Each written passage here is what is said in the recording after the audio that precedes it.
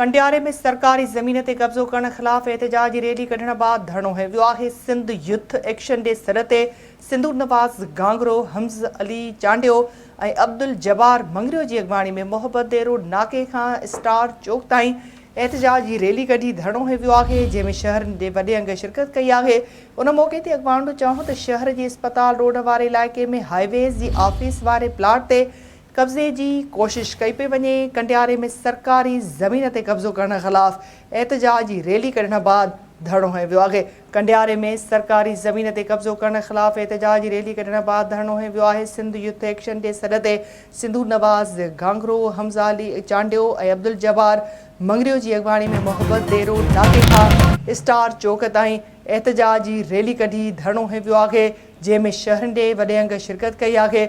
उन मौक़े ते अॻवान जो चयो त शहर जे अस्पताल रोड वारे इलाइक़े में हाईवेज़ जी ऑफिस वारे प्लाट ते कब्ज़े की कोशिश कई पई वञे। कंडियारे में सरकारी ज़मीन ते कब्ज़ो करण ख़िलाफ़ एहतजाजी रैली कढण बाद धरणो है वियो आहे।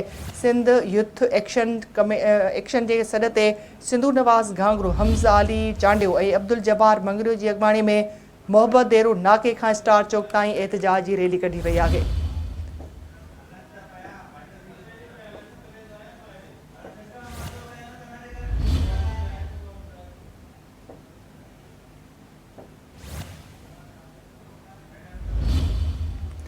नाज़रीन, अवां खे अपडेट कयूं पिया आहिनि अहम ख़बर जे हवाले सां त कंडियारे में सरकारी ज़मीन ते कब्ज़ो करण ख़िलाफ़ एहतजाजी रैली कढण बाद धरणो है वियो आहे।